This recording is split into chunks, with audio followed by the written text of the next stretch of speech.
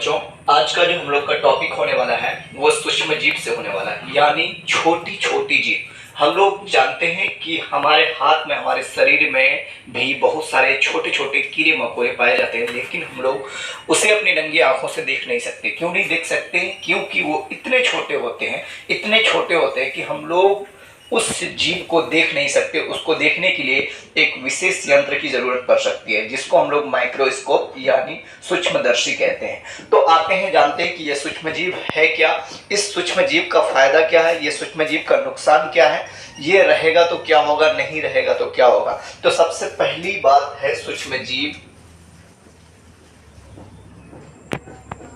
सूक्ष्म जीव जो है वो दो शब्दों के मेल से बना है। पहला है सूक्ष्म और दूसरा है जीव। सूक्ष्म का अर्थ होता है छोटा। क्या होता है? छोटा। सूक्ष्म मतलब छोटा, प्लस जीव मतलब छोटा जीव।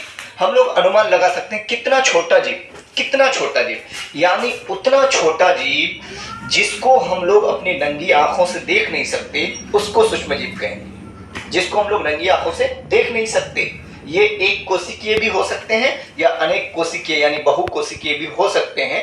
लेकिन कुछ सूक्ष्मजीव जो होते हैं वो एक कोशिकीय होते हैं और कुछ सूक्ष्मजीव बहुकोशिकीय होते हैं। तो देखते हैं सूक्ष्म जीवों का आज हम लोग वर्गीकरण करेंगे। क्या करेंगे? वर्गीकरण, यानी बांटने का काम करेंगे कि पूरी दुनिया के सूक्ष्म जीवों को, पूरी दुनिया के छोटे छोटे जीवों को हम लोग कितने भाग में आज डिवाइड करेंगे। तो आज पूरी दुनिया के सूक्ष्म जीवों को हम लोग 4 भागों में डिवाइड करेंगे। कितने भागों में? 4 भागों में बच्चों। पहला जो है, पहला का नाम है जीवाणु। पहला का नाम जीवाणु।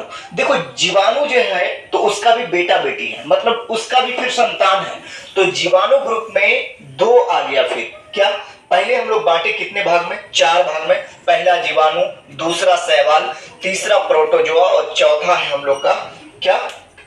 कवक। समझे? ये 4 भाग में जो है तो उसको हम लोग बांटने का काम करेंगे। क्या करेंगे? बांटने का काम करेंगे। ये कवक है हम लोग का, फंगी जिसको कहते हैं।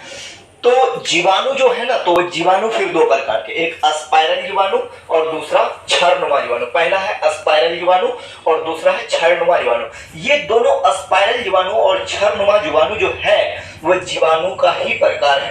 अब दूसरा प्रकार में हम लोग आ गए शैवाल में। कौन चीज में? शैवाल में। शैवाल जो है, शैवाल भी फिर 2 प्रकार के। पहला का नाम है क्लेमाइडोमोनास और दूसरा का नाम अस्पाइरोगोइरा। पहला का नाम क्लेमाइडोमोनास और दूसरा का नाम अस्पाइरोगाइरा है। मतलब शैवाल 2 प्रकार के। शैवाल कितने प्रकार के? 2 प्रकार के। जीवाणु भी 2 प्रकार के, शैवाल भी 2 प्रकार के। अब तीसरा में आ गए हम लोग प्रोटोजोआ में। किसमें आए? प्रोटोजोआ। किसमें? प्रोटोजोआ। प्रोटोजोआ जो है, प्रोटोजोआ भी 2 प्रकार के, एक अमीबा और दूसरा पैरामीशियम। आप सभी को बहुत सारे कॉम्पिटिटिव एग्जाम में आते हैं कि एक कोशिकीय जीव का नाम बताइए या इनमें से कौन एक कोशिकीय जीव है। जहां भी आप लोग को दिखे अमीबा और पैरामीशियम, टिक लगा देना है, क्योंकि दुनिया में अमीबा और पैरामीशियम जो है वो एक कोशिकीय जीव है। क्योंकि अमीबा और पैरामीशियम केवल एक ही कोशिका से बना होता है, इसलिए उसका नाम पड़ा एक कोशिकीय जीव। अमीबा कभी एग्जाम में आता है कि कौन ऐसा सूक्ष्म जीव है या कौन ऐसा एक कोशिकीय सूक्ष्म जीव है जो अपना आकार निरंतर बदलते रहता है, तो वो है अमीबा। अमीबा का कोई निश्चित आकार नहीं होता, वो अपना रूप बदलते रहता है। कभी वो गोल हो जाता है, कभी ऐसे ऐसे हो जाता है, बीच में एक केंद्रक पाया जाता है। तो अमीबा अपना आकार निरंतर बदलते रहता है। अगला आते हैं कवक। कवक जो है वो 3 प्रकार के मट है। कवक कितने प्रकार के? 3 प्रकार। पहला का नाम है राइजोपस। क्या नाम है? राइजोपस। दूसरा है पेनिसिलियम और तीसरा है अस्परजिलस। तो सबसे पहले जानेंगे जीवाणु 2 प्रकार के, अस्पाइरल जीवाणु, क्षरनुमा जीवाणु। शैवाल जो है, शैवाल 2 प्रकार के, क्लेमाइडोमोनास और अस्पाइरोगाइरा। तीसरा आ गए प्रोटोजोआ। प्रोटोजोआ कई प्रकार के, अमीबा और पैरामीशियम, ये दोनों क्या है? एक कोशिकीय जीव है। चौथा आ गया कवक। कवक 3 प्रकार के, राइजोपस, पेनिसिलियम और अस्परजिलस। हाँ, तो अब हम लोग का मेन टॉपिक था कि जीवाणु। ये हमारे किताब में, क्लास 8 के किताब में या फिर 9-10 के किताब में, साइंस की दुनिया में इसे क्यों शामिल किया गया, इसका आखिर काम क्या है, तो जानेंगे हम लोग कि कुछ जो सूक्ष्म जीव होते हैं हमारे मित्र होते हैं और कुछ सूक्ष्म जीव हमारे शत्रु होते हैं। जो हमारे लिए फायदा पहुंचाए वो हमारा मित्र कहलाएंगे, जो हमारे लिए हानिकारक पहुंचाए, नुकसान पहुंचाए, वो हम लोग का शत्रु कहलाएंगे। तो शत्रु जो कहलाएंगे क्यों कहलाएंगे, और मतलब मित्र जो कहलाएंगे वो क्यों कहलाएंगे। जानते हैं हम लोग अक्सर दही खाते हैं, दही का सेवन करते हैं। तो दही कौन चीज से बनता है? दूध से बनता है। तो दूध से दही बनाने के लिए जो सूक्ष्म जीव की जरूरत पड़ती है वो है क्या? लैक्टोबैसिलस। तो लैक्टोबैसिलस भी एक सूक्ष्म जीव है। जब तक वो दूध को गुनगुनेंगे नहीं, यानी उसमें गुनेंगे नहीं, तब तक दूध से दही नहीं बन सकता है। तो क्या हम लोग का दोस्त हुआ या नहीं हुआ? हम लोग अक्सर होटल में देखते हैं कि जलेबी, इडली, डोसा कुछ भी बनाने के लिए यानी मैदा को पहले सान दिया जाता है 8-10 घंटा पहले। क्यों? उसको फूलने के लिए, ताकि सूक्ष्म जीव उसमें सक्रिय हो सके, सूक्ष्म जीव अधिक से अधिक हो सके, ताकि मिठाई फूले ज्यादा, यानी मैदा ज्यादा फूले। इसीलिए तो सूक्ष्म जीव हमारे लिए बहुत लाभदायक भी है और बहुत हानिकारक। अब हानिकारक में आ गए, बहुत सारे सूक्ष्म जीव हमें बीमार कर देते हैं। क्या करते हैं? बीमार कर देते हैं। जैसे मतलब मलेरिया जो हम लोग को होता है, तो मलेरिया मादा एनाफिलीज मच्छर के काटने से होता है।